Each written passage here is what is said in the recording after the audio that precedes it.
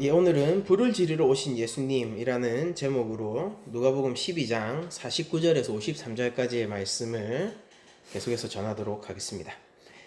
오늘 본문을 보시면은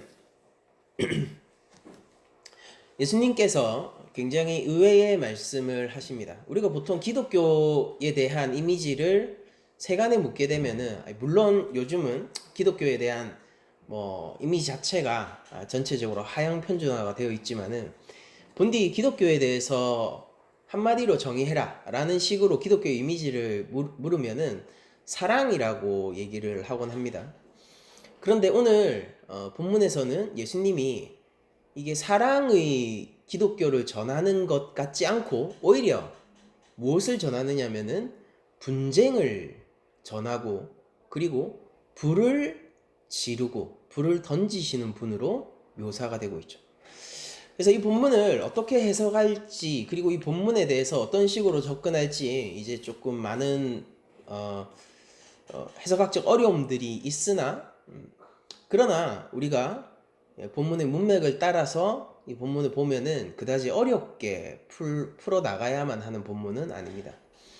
예수님은 지금 무리에서부터 시작해서 계속 점점 단계를 거쳐서 제자들에게 말씀을 전할 뿐 아니라 제자들 중에서도 이제 핵심 중추가 되고 리더 역할을 할 수 있는 제자들에게, 성숙한 그리스도의 제자죠.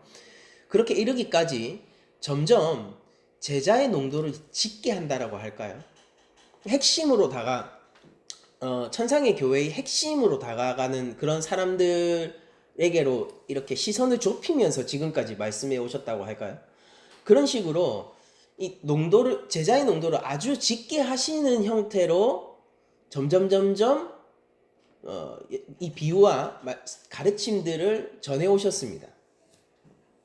그리고 예수님은 지금 제자들에게 계속 요구했었던 것이 이제 주인이 올 때까지, 그쵸?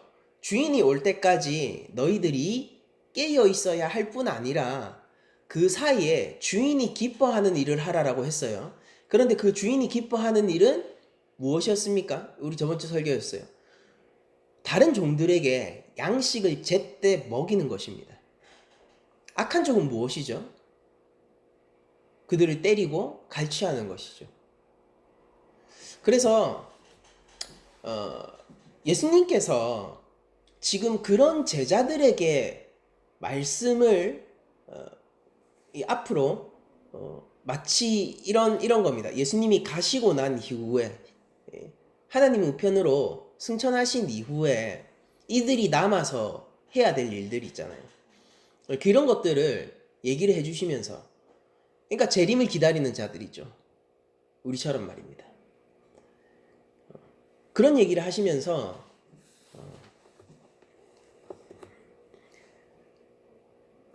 그 제자들에게 지금 리더가 될 수 있는 제자들 있잖아요. 리더가 될 수 있는 제자들. 그리고 앞으로 다른 종들을 제때 먹여야 하는 책임을 가지고 있는 제자들 있잖아요. 그 제자들에게 이어서 이 말씀을 하시고 계신 겁니다. 그러니까 예수님은요, 마치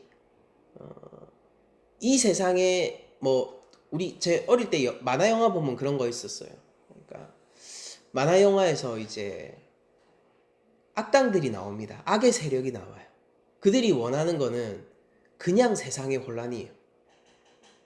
세상의 혼란을 원하고, 왜냐하면 지구 정복하기 위해서, 자신들의 이익을 위해서 세상의 혼돈과 혼란을 좋아하고 다른 이들을 죽이고 괴롭히는 것을 즐거워하는 것으로 만화 영화에서 묘사되곤 했었거든요. 그러니까 제가 로버트와 관련되어 있는 만화 영화 같은 걸 좋아했는데 거기 나오는 악당들은 그런 모습이었습니다.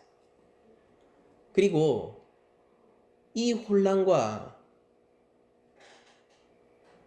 이 분열은 불특정 다수를 향한 혼란과 분열입니다. 그런데 예수님은 지금 이 세상을 향하여서 그런 얘기를 하시는 것이 아니라 핵심 중추가 되는 제자들을 놓고 이 얘기를 하시고 계신 거예요. 제자 중에서도 다른 종들을 먹여야 하는 리더로서의 역할을 짊어져야 하는, 오늘날로 얘기하면은 성숙한 그리스도인이 되어야 하는 그런 제자들에게 이 혼란을 요구하시고 계신 겁니다. 예수님이 세상에 불을 던지러 오셨어요.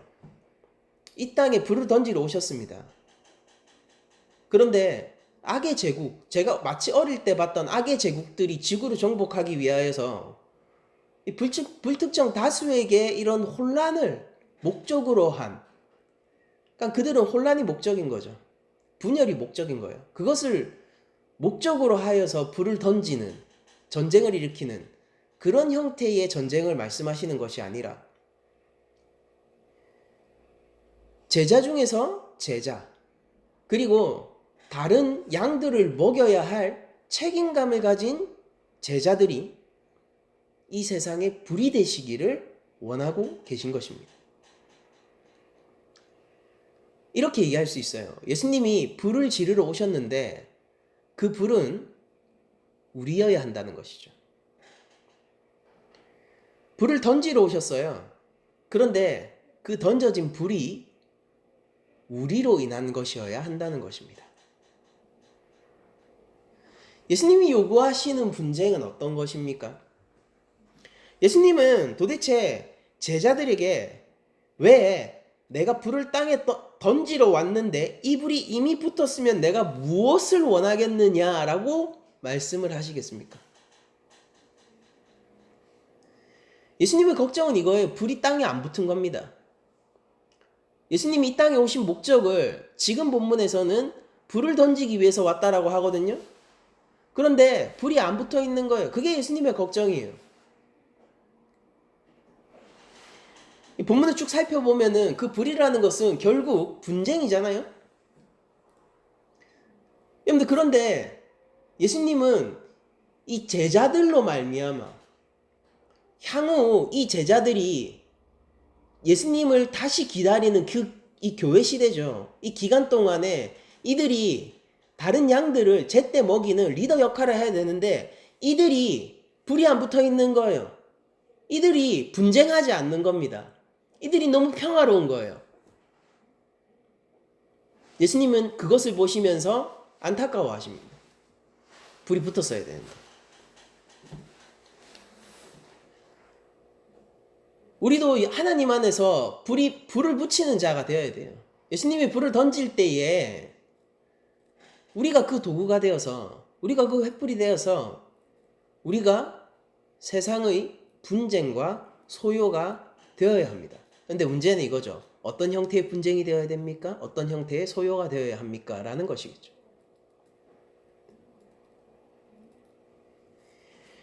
(50절을) 보면은 예수님이 왜 안타까워 하시는지가 조금 더 표면적으로 드러나게 되는데, 50절을 제가 한번 읽어볼게요. 나는 받을 세례가 있으니 그것이 이루어지기까지 나의 답답함이 어떠하겠느냐, 이렇게 얘기하십니다. 여기서 예수님이 받을 세례라고 얘기하는 거는 바로 예수님도 하나님 앞에서 불 세례를 받게 되실 텐데 그것은 십자가 위에서 버림받으심을 얘기하는 것입니다.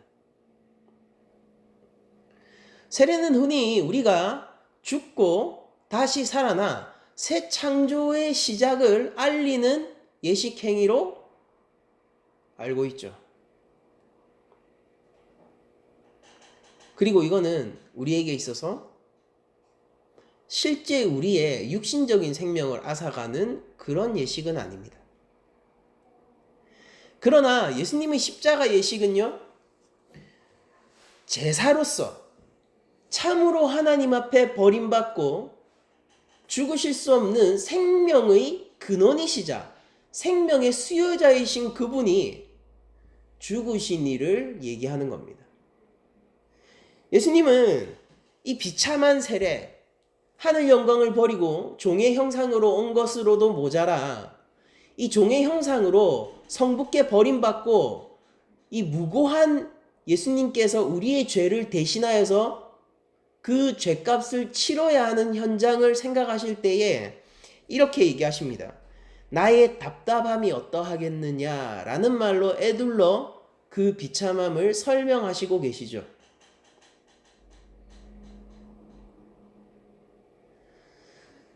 그러니까 불이 안 붙어서 답답하신데요. 예수님이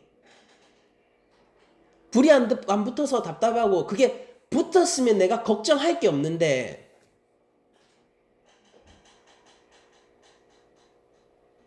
예수님은 이렇게 얘기하시는 거예요. 내가 이제 십자가로 걸어가는데 그 전에 너희들이 불이 붙어 있어야 되는데 아직까지 불이 붙은 사람이 없구나. 너희는 나를 따르면서도 바리새인과 서기관과 같은 길을 가고 있구나. 너희는 나와 함께 지내면서도 너희들이 가족, 그러니까 유대교인들이죠. 이 사람들 유대교인, 우리 가족을 생각하면은 여러분들 우리의 가족은 어떻습니까? 기독교 배경에서 자라신 분들은 기독교 신자도 있을 것이고 뭐 한국이니까 무슬림일 경우는 극히 드물겠죠. 대신에 불교 신자의 경우도 있고 아주 유교적인 신자의 상태를 가진 분도 있을 거고, 아무튼 한국 안에서는 다양한 어떤 문화적 배경, 우리 한국의 문화적 배경 안에서 다양한 가족의 어떤 신앙적 구성을 가질 수 있겠죠. 그런데 예수님이 이 말씀을 하실 때 나오는 가족들은 다 유대교라고요. 전부 다요. 아닌 사람이 없는 거예요. 너희들은 나를 따르면서도 너희 가족들과 그냥 화목하구나. 저들이 율법으로 외식하는 것을 너희들은 잘한다 생각하고 있구나. 서기관과 바리새인들이 죄인을 업신여기고 있는데 너희도 그 길 위에 있구나. 너희들은 분쟁하지 않는구나. 나는 이제 십자가의 길을 가서 성부에게 버림받고 너희들의 죄를 대신하여서 죽어야 할 텐데 이 길을 함께 오는 자가 아무도 없구나. 저는 여기서 예수님의 가르침에서 이 본문을 묵상하면서 느껴지는 감정은 외로움이었어요. 제자들이 있어요. 제자들에게 특별한 가르침을 베풀고 있습니다. 그러나 예수님은 이것 때문에 괴로워하세요. 뭐냐면은 이 가르침을 베풀고 있지만은 이것을 듣는 이 제자들, 이 사랑하는 제자들, 이들의 죄를 위하여서, 이 제자들을 살리기 위하여서, 이제 성부에게 버림받기 위하여서 골고다 언덕으로 가고 있는데, 그 여행길 가운데 있는데 이들은 정작 나의 편에 서지 않고 있습니다. 이들은 정작 나를 따라서 여행은 하고 있지만은 십자가의 길을 가고 있진 않아요. 이게 예수님의 답답함인 거예요. 너희들에게 불이 붙었으면은 내가 뭐 더 바랄 게 있느냐? 그러면 내가 성부에게 버림을 받고 죽고 사흘 만에 부활한 뒤에 다시 성부의 우편에 간다 하더라도 내 마음이 든든하지 않겠느냐? 나는 그 길을 위하여서 차근차근 걸어가고 있고 이제 예루살렘에 당도하게 되면은, 지금 예루살렘 여행길 본문이죠. 누가복음에서. 이제 예루살렘에 당도하게 되면은 너희들 곁에 더 이상 내가 있지 않을 건데, 그리고 내가 더 이상 있지 않은 상태에서 너희들은 내가 다시 올 때까지 이 교회를 지키고 있어야 되고 이 십자가의 길을 끝까지 걸어가야 하는데, 지금 너희들을 보니 내가 가르침을 베풀고 있는 이 핵심 12제자요. 제자 중에서도 리더요. 너희들을 보니 마음이 참으로 답답하고 내가 외롭구나. 왜 너희들은 아무도 내 편에 서 있지 않느냐? 너희들은 어째서 가족과 화목하느냐? 여러분들 달리 얘기할게요. 유대교는 민족적 이스라엘로 구성되어 있죠. 예수님이 왜 여기서 가족 얘기하신지 아세요? 그냥 우리한테 가족하고 예수님 믿으면 싸워야 돼. 그걸 얘기하는 게 아니에요. 유대교잖아요. 이들의 가족은요, 이 철저한 유대인들이라고. 이들의 가족들이 전부 유대교라고요. 근데 너무 화평한 거예요. 예수님의 제자들인데 그들과. 예수님은 바리새인과 싸우고 있고 바리새인은 예수님을 넘어뜨리기 위하여서 질문을 하고, 제사장들은 예수님을 불경하게 여기고, 제사장은 실제로 앞서서 백성들의 성동에서 예수님을 십자가에 못 박게 만들죠. 유다가 누구한테 팝니까? 대제사장한테 예수를 팔지 않습니까? 지금 이런 판국인데 이 제자들이요, 그 가족들과 연합하고 있는 거예요. 우리를 한민족이라고 부르죠. 대한민국 한민족. 이게 가족의식입니다. 여러분들 유대교인들은요, 이때 예수님 당시의 유대교인들은요, 가족이에요. 무슨 말인지 아시겠죠? 그러니까 단순히 예수님이 너희가 예수를 믿게 되면은 너희 가족들끼리 사이가 안 좋아질 건데 그것도 감내해야 되는 거야 정도의 얘기를 하시는 게 아니라, 지금 이들에게 가족과 분열되고 싸우라는 것은요, 지금 이 사회와 싸우라는 얘기고요. 그들을 둘러싸고, 제자들을 둘러싸고 있는 이 세상 있잖아요. 여러분들 생각해 보세요. 유대인들은 자치적인, 물론 로마의 속국이었지만은 어느 정도의 자치권을 인정받아서 자체적인 시스템으로 자신들의 삶을 살아갔습니다. 거기서 사회법이 뭔지 아세요? 형법, 민법 이런 거예요. 오늘날로 치면은. 그게 율법이에요. 그들의 종교법이 뭔지 아십니까? 바로 율법이에요. 그들이 좋은 시민으로 산다는 게 뭐냐면은 좋은 유대교인이 된다는 뜻이에요. 그게 그들이 살고 있는 세계고, 그들은 그 가족들과 함께 살아가고 있는 겁니다.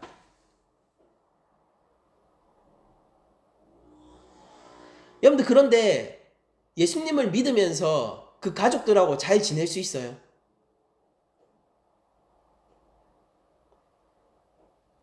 예수님은 이상한 거예요. 율법 교사와 바리새인들은 나를 넘어뜨리려 하고, 제사장은 나를 불경하게 여기며, 여러분들 제사장이 예수님 앞에 나와 주 앞에 무릎을 꿇어야 하는 존재입니다.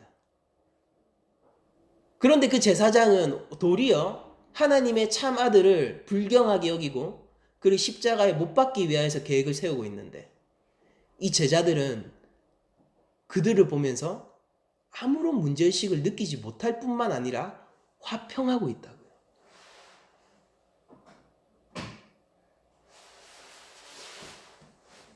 십자가는 다가옵니다. 제자들은 이 가르침을 듣고 있지만은 이 핵심 제자들조차 십자가의 길을 진정으로 따르고 있는 사람은 없어요.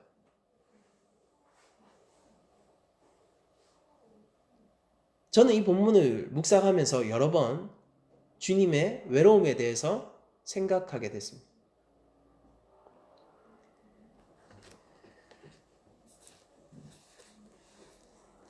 (51절) 읽겠습니다. 내가 세상에 화평을 주려고 온 줄로 아느냐. 이 화평이 바로 그 화평이에요.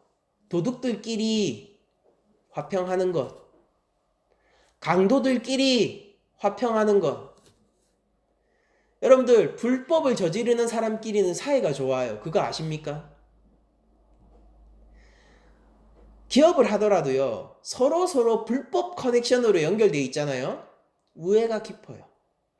정치를 하더라도 서로 불법 커넥션으로 연결되어 있죠? 아주 우애가 좋습니다. 화평해요. 하나님 앞에서 하나님의 말씀을 떠나 있는 것으로 불법 커넥션을 이루고 있는 사람들은 서로 화평합니다. 서로 같은 것을 보고 칭찬하고 같은 것을 보고 비난하죠. 예수님이 얘기하는 화평은 그 화평이에요. 그냥 세상 안에서의 화평이요. 내가 괄호 열고 세상 안에서의 화평을 괄호 닫고 주로 온 줄 아느냐? 예수님이 이렇게 얘기하는 거예요. 예수님 무엇을 주시러 오셨습니까? 성부와의 참 화평을 주시기 위해서 오신 거예요. 그런데 너희는 나를 따르고 있으면서 세상과의 화평에 만족하고 있느냐? 아버지와 화평을 이루는 길이 이 세상의 화평을 거절하고 이 세상의 화평에 분쟁을 일으키는 길인데 너희들은 아무도 분쟁하고 있지 않구나.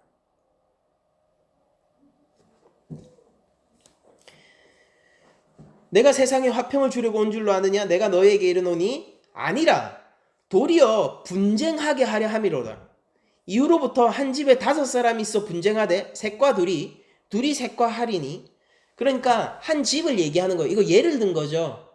예를 들어서 한 집안을 얘기했어요. 이거 당연히 유대교죠. 유대교 집안이에요. 근데 거기서 셋, 둘 편이 나뉜답니다. 자, 한번 보죠. 아버지와 아들과 아버지 아들 나왔습니다. 아들과 아들이 아버지와, 그러니까 아버지와 아들이 이 두 사람 나왔어요. 이제 5명 중에서 아버지와 아들이 서로 싸운대요. 그리고 어머니가 딸과 딸이 어머니와, 그러니까 어머니와 딸 또 2사람 나왔어요. 이제 4사람 나왔죠? 서로 싸운답니다. 시어머니와 며느리와, 여기서 시어머니는 앞서 나온 어머니와 같은 겁니다. 이거 한 가족이에요. 생각하세요. 한 가족입니다. 이 시어머니는 어머니 말고 다른 사람이 아니라 어머니가 시어머니입니다. 그러면 시어머니가 며느리와, 이 며느리는 누굽니까? 이 아들의 아내겠죠. 시어머니가 며느리와 며느리가 시어머니와 분쟁하리라. 그러니까 이거 보면은 약간 그러죠. 이게 구세대와 신세대가 싸우고 있는 듯한 모양새죠. 그쵸? 이것도 여러분들 이게 비유예요, 비유. 이 민족적 이스라엘이라는 것을 보고요. 이 민족적 이스라엘이라는 이 가족 공동체, 우리가 한민족이라고 얘기하는 것처럼요. 이 유대교 안에서의 이 민족적 이스라엘을 보면서 예수님이 이렇게 얘기하시는 겁니다. 구세대 둘과 신세대, 새로운 세대 셋이 싸우게 될 거다. 그러면은 구세대는 물러가는 세대잖아요. 그리고 둘이요, 세력이 약하죠. 맞죠? 그러면 이건 뭘 얘기하는 거겠습니까? 지금 그들이 가지고 있는 유대교요. 그러면 신세대 3명, 이 며느리와 아들과 딸, 이 3명은 도대체 더 세력이 강한 이 셋은 무엇으로 싸우는 거겠어요?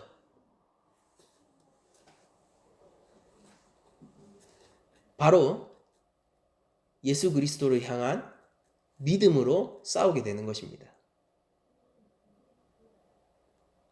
오늘 본문은 수수께끼처럼 보이지만은 사실 문맥 속에서 보면은요, 그리고 누가복음 전체에서 이 본문을 반영해 보면요, 그다지 어렵지 않아요. 예수님은 지금 그냥 그 얘기를 하는 거예요. 뭐냐면은 너희들 아직까지도 맹하지. 너희들 아직까지도 맹하지. 내가 너희들에게 방금 전에 리더가 될 것을 요구했다.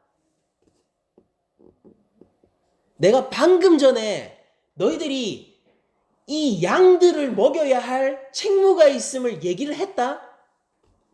근데 너희 아직까지도 맹하지. 싸우고 있는 거는 나 혼자 바뀌지. 나는 시간이 얼마 없단다.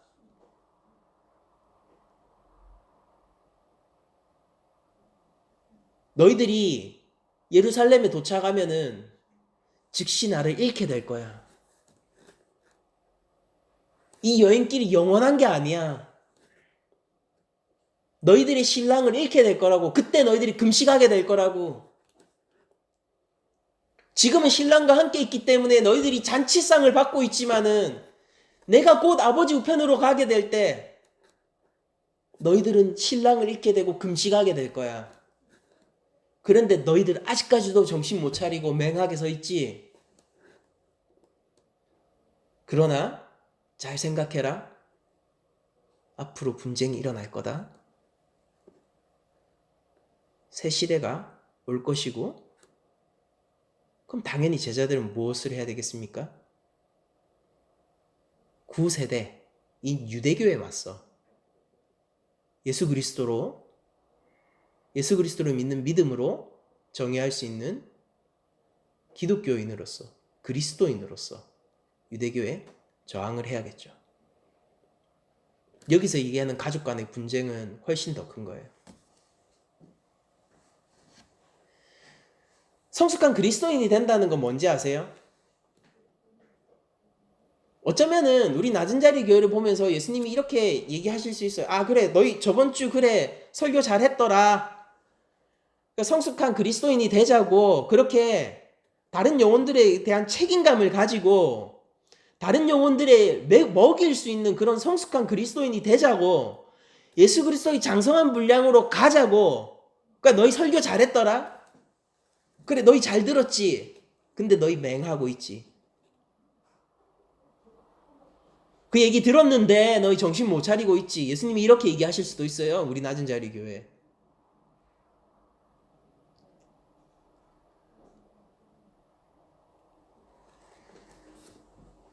예수님은 그 말씀을 하실 때에 분명 외로우실 거라고 생각해요. 우리를 향하여서 그 말씀을 하시게 된다면 예수님은 분명 외로우실 겁니다. 예수님의 제자라는 타이틀을 우리들이 가지고 있어요. 그런데 예수 그리스도의 제자라는 타이틀을 가지고 세상의 길을 동일하게 걷고 있다면, 그냥 하나님을 미워하는 문화와 함께 손을 잡고 화평하고 있다면은, 그럼 우리가 어떻게 불을 던지는 자들입니까? 여러분들 저항하셔야 돼요. 강해지셔야 된다고요. 성숙한 그리스도인은요, 더 강한 싸움터로 나갈 수 있는 사람입니다. 성숙한 그리스도인들은요, 더 힘든 영혼들을 맡을 수 있는 자예요.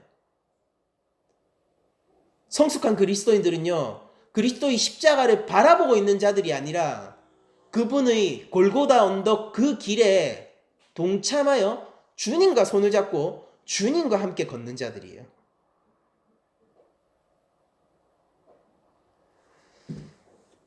아니, 교회 안에서 좋은 말씀을 듣기를 즐거워하는 자들은 많다는 거 아시죠? 자신의 삶에서 불법을 저지를지라 하더라도 말이에요. 얼마 전에 한 교회에 모 장로님의 얘기를 듣게 되었습니다. 구원론에 대한 나눔 모임에 와가지고 엄청나게 은혜를 많이 받았다고 합니다. 너무 좋아하셨다고 얘기를 해요. 근데 성화라는 파트가 나오자 부담스럽다고 다음 주부터 안 나오시게 됐답니다.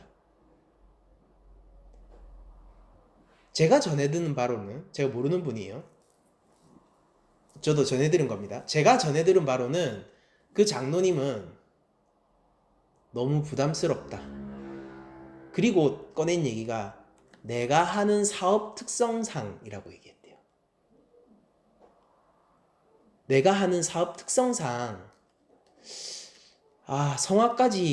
성화를 지키려고 하다 보면은 내가 하는 사업 특성상 이거를 어떻게 할 수가 없다라고 얘기를 하셨대요. 그러니까 무슨 사업인지도 몰라요.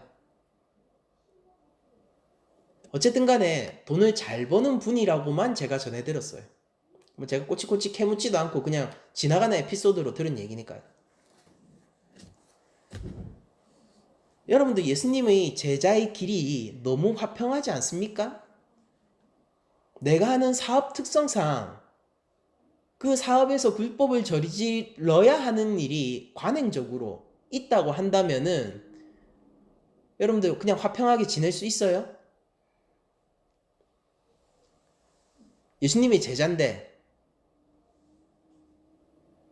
그 어미와 그 아비와 손을 함께 잡을 수 있냐고요? 사업 특성상요? 진짜 무서운 게 뭔지 아세요? 하나님 앞에 섰을 때 하나님 사업 특성상 그런 거 아시죠? 라고 얘기할 때 하나님은 안다고 대답하실 거예요. 잘 알고 있다. 네가 알고 있는 것보다 훨씬 더 그 사업의 특성을 잘 알고 있다. 그래서 네가 한 선택이 무슨 의미인지도 내가 너무 잘 안다라고 얘기하실 거예요.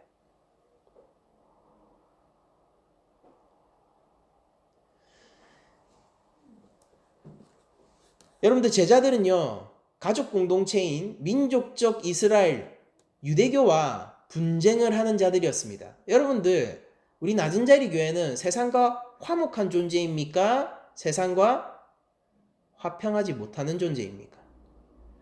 우리가 평화를 추구하는 것은 세상과의 평화입니까? 하나님과의 평화입니까?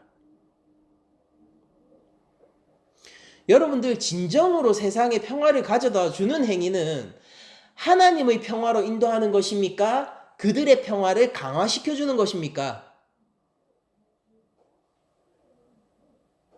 예수님은 불이 붙지 않아서 괴로워하세요. 그것 때문에 외로워하십니다. 왜 우리는 불이 될 수 없습니까?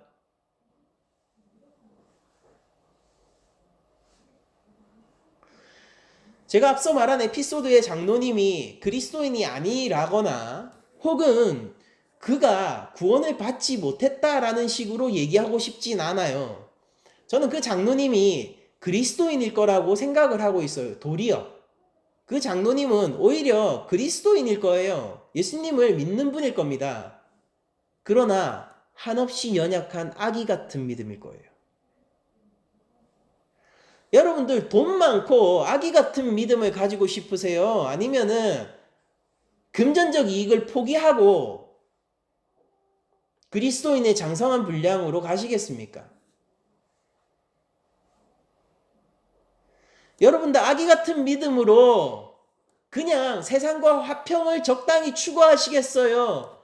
아니면은 그리스도인, 예수 그리스도의 장성한 분량으로서 세상에 불을 지르시겠어요?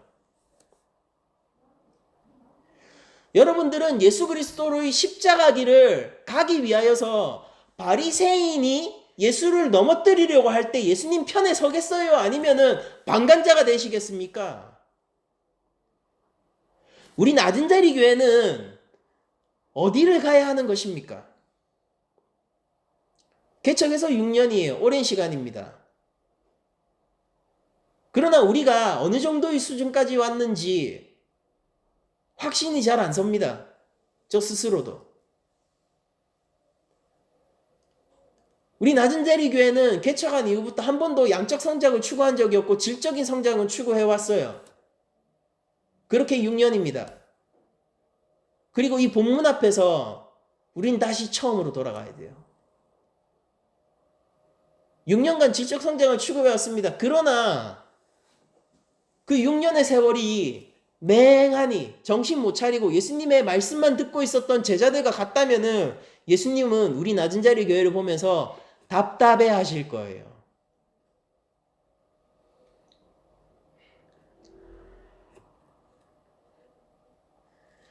여러분들 방관자가 되는 것은요, 굉장히 편하죠. 왜냐면은 모든 일에 박수 쳐줄 수가 있게 돼요. 그리고 차분하게 식은 머리로 이건 이렇고 저건 저렇고라고 얘기를 할 수 있게 됩니다. 그러나 여러분들 전쟁 가운데로 뛰어든다는 것은 완전히 다른 일이에요.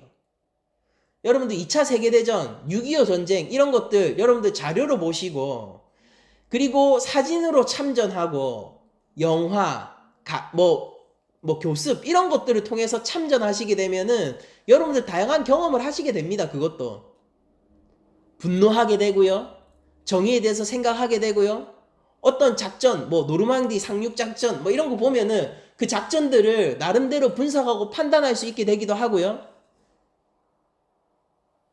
그러니까 우리는 나름대로 그런 자료 수준에서 그 전쟁에 참여하게 되는 거예요.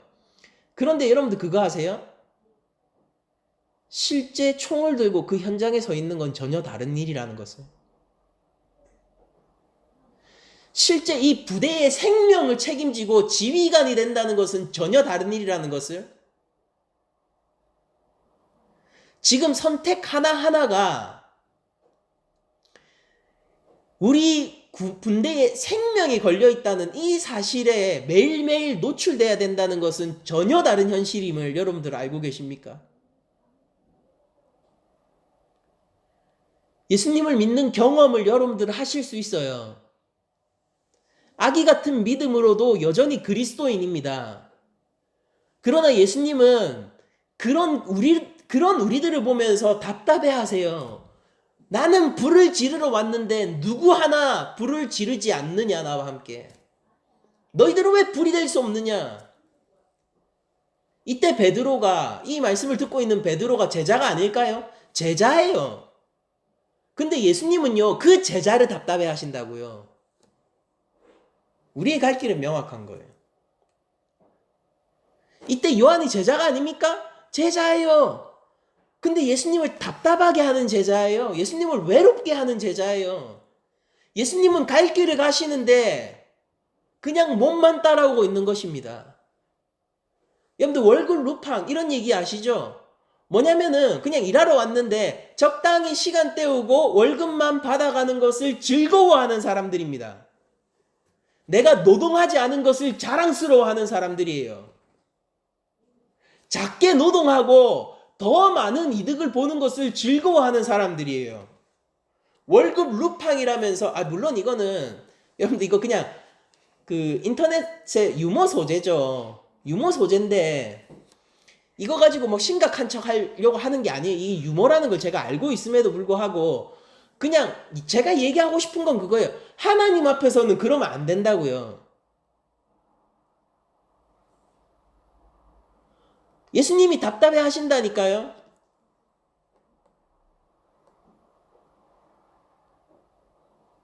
불 곁에 있지 마세요.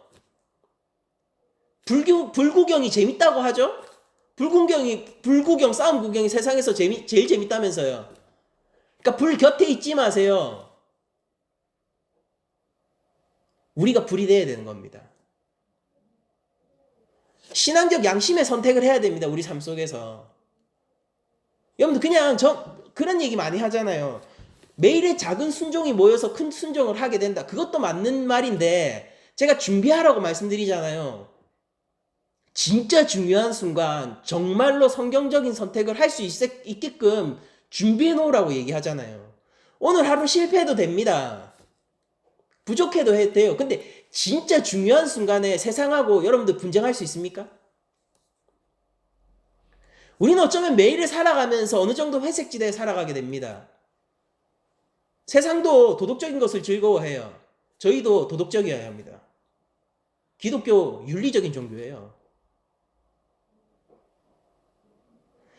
세상도 화평을 좋아해요. 우리도 화평을 추구하는 자가 돼요. 그가 하나님의 아들이라 일컬음을 받게 될 겁니다.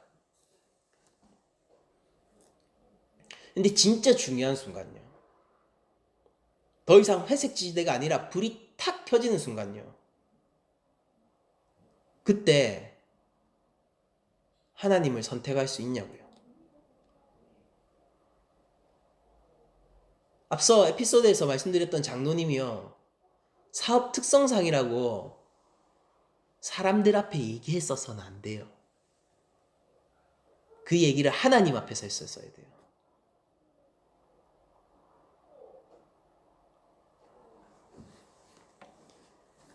우리 삶에도 그런 변명들이 얼마든지 있지 않습니까? 하나님 어쩔 수 없이라던가 하나님 상황상이라던가 하나님 이번만은 이라던가.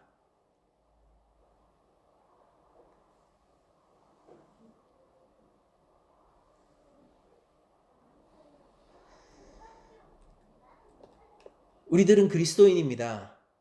우리들은 예수님의 제자예요. 여러분들 낮은 자리 외에는 아무것도 없어요.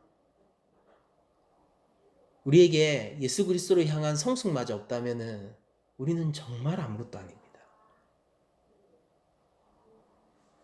우리 교회가 뭡니까? 이미 아무것도 아니잖아요.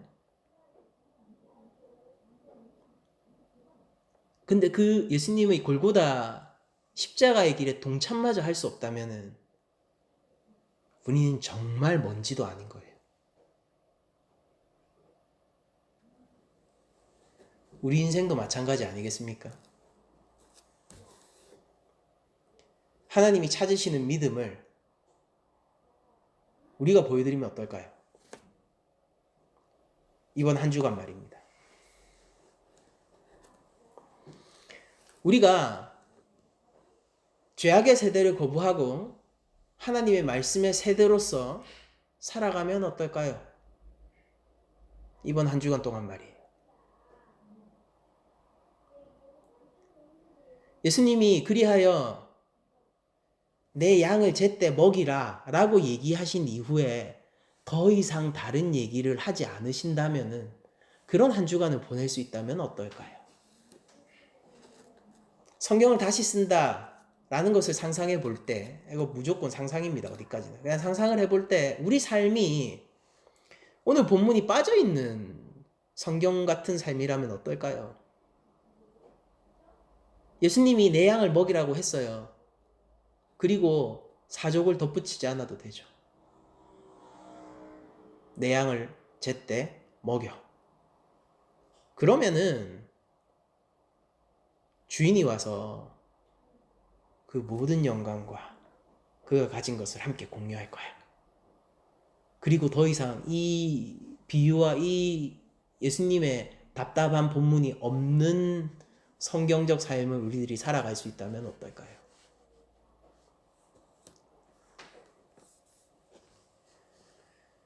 우리가 이미 불이라면은 이 본문은 필요 없겠죠. 오늘 설교의 제목이 불을 지르러 오신 예수님입니다. 한 주간 여러분들 살아가실 때 그 불이 되십시오. 여러분들 세상과 우리가 화평할 수 없습니다. 물의 지라라는 얘기가 아니라요. 도리어 로마가 기독교를 박해할 때도 기독교인들이 그들을 용서해 주었던 것처럼 스데반 집사님이 돌에 맞아 순교를 당할 때도 그들의 죄를 하나님께 신원했던 것처럼 여러분들 그게 세상과 싸우는 모습이거든요. 초대교회 순교자들처럼 스데반 집사님처럼 우리는 세상과 화평할 수 없어요. 강해지십시오. 하나님의 성품을 붙드십시오. 우리가 서로 사랑합시다. 우리가 서로 용서합시다. 하나님의 오래 참으심처럼 우리가 상대를 향하여 오히려 참고 인내를 가지고 그들을 위하여 기도하고 복수하는 것 대신에 하나님의 공의를 신뢰하는 쪽으로 선택을 하고 우리가 하나님의 자녀됨, 이 무리들 가운데서 양됨을 놓치지 않도록 합시다. 우리는 그렇게 세상과 싸워요. 세상과 화평할 수 없어요. 예수님이 십자가 위에 오르셔서 죽으셨다면은 마땅히 우리도 죽어야 하지 않겠습니까?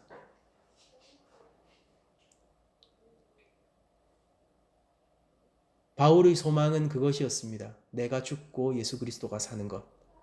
여러분들 다시 한번 말씀드립니다. 우리는 분쟁을 일으키는 자들이에요.